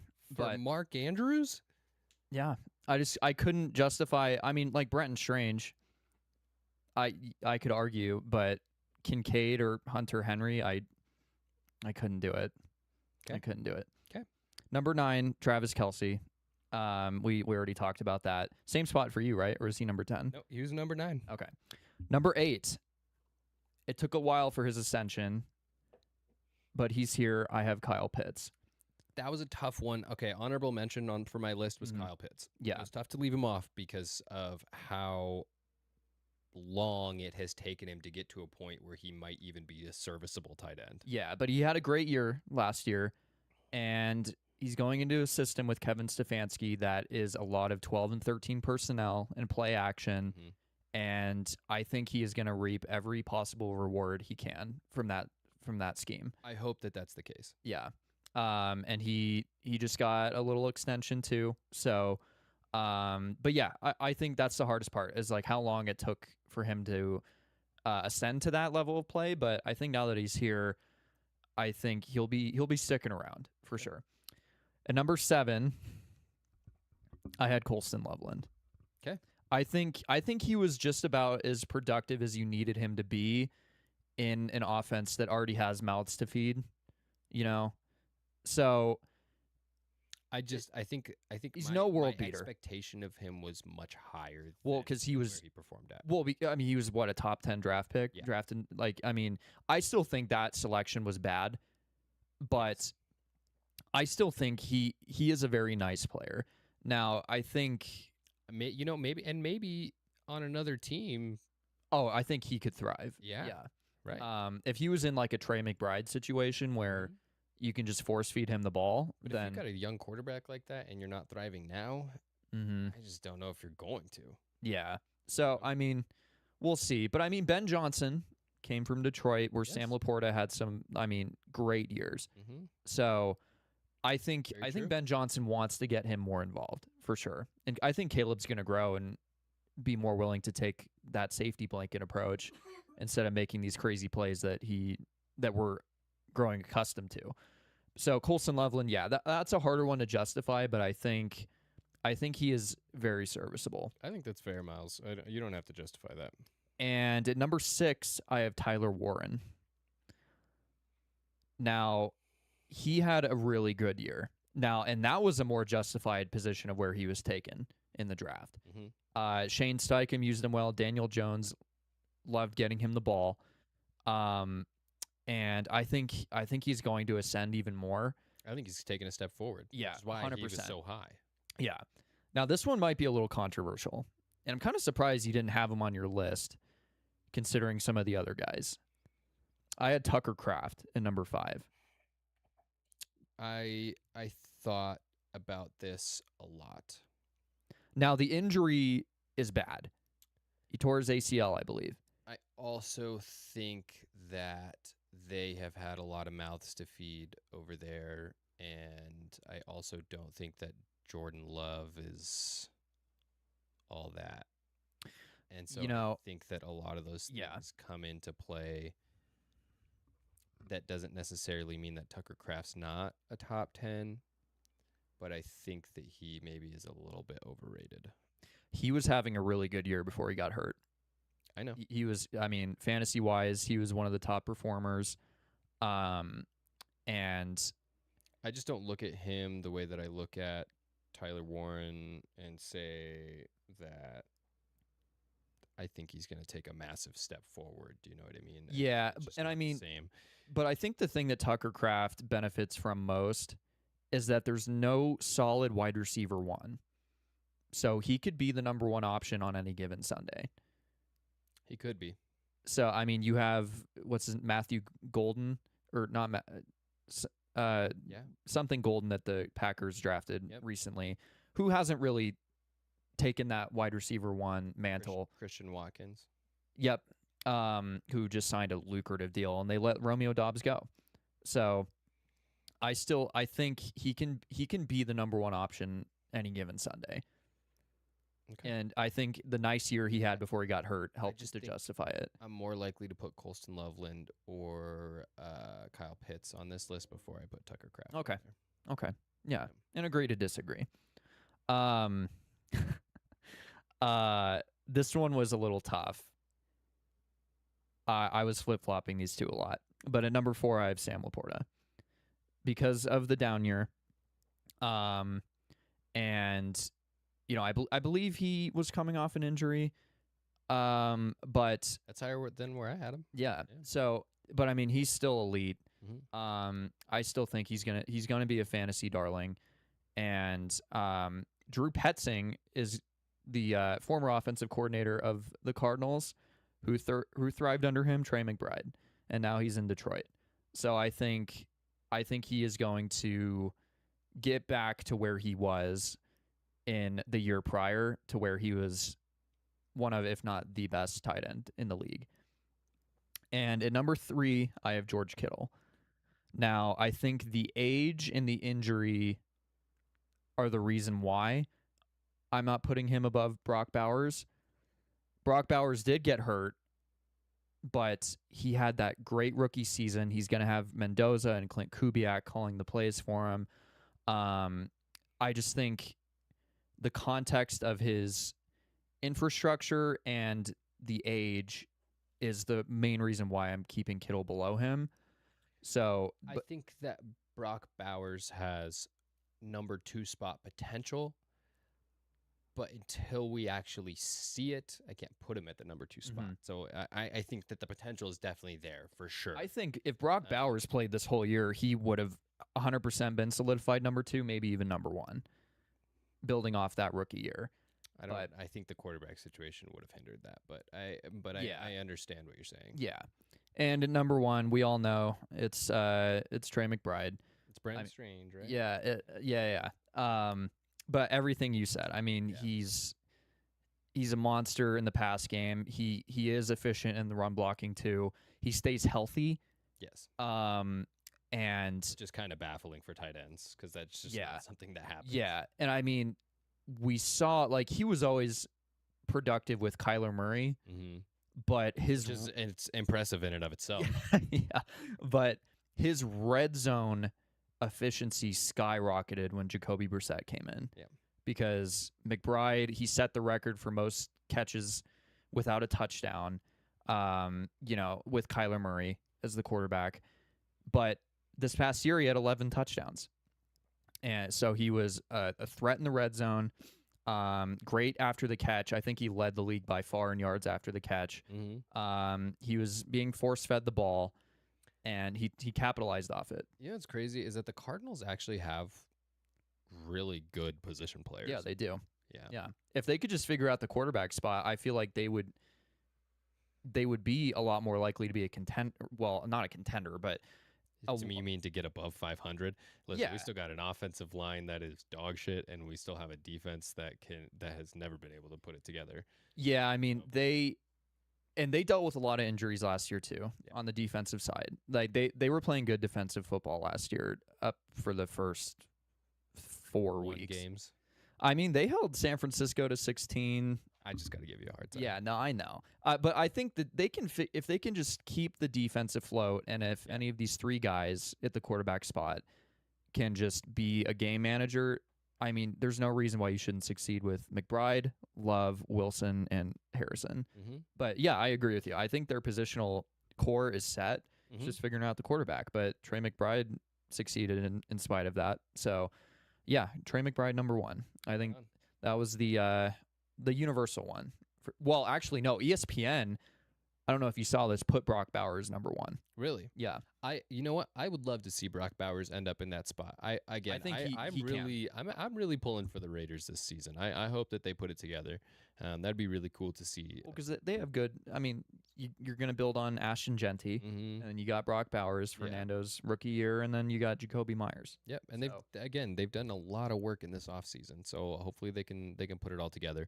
All right, let's move on from this. We're getting close to our time here. We got one more game. John, let's run it. All right. So, this is a tough one. And it is Stat Madness, the NFL bracket game.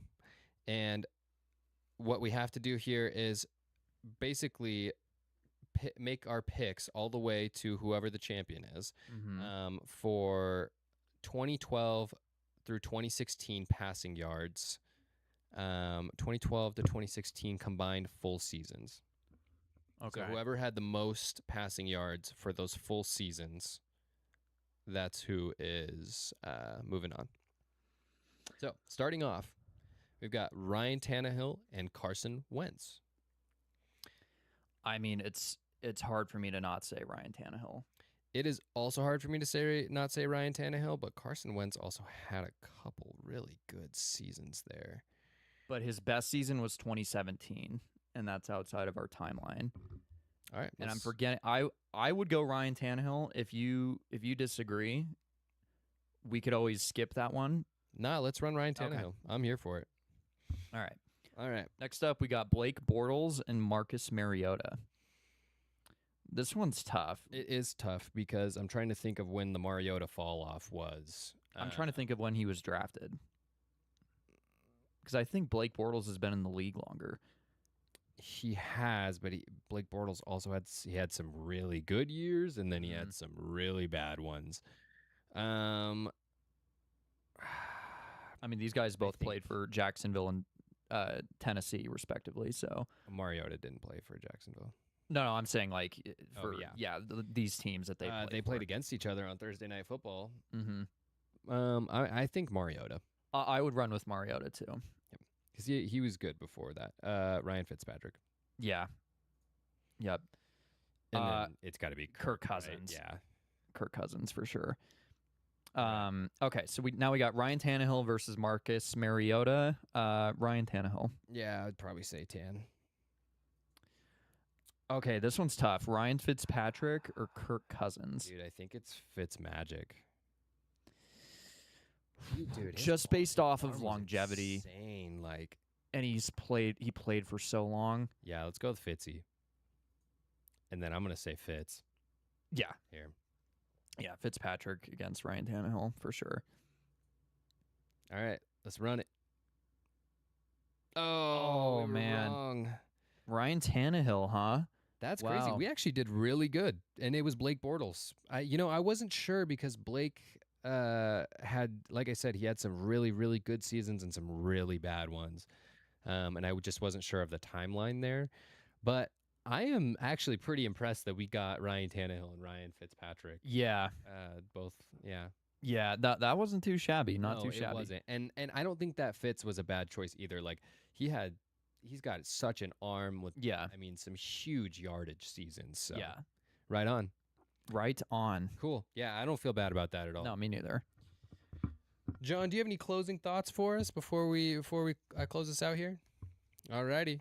The John Father says nada. And so thanks for watching, folks. Don't forget to like, follow, subscribe, and remember, if your fantasy football commissioner robs your winners of payouts, don't talk to that guy anymore. just don't talk to that guy anymore. You don't need that in your life. And we'll see you next week.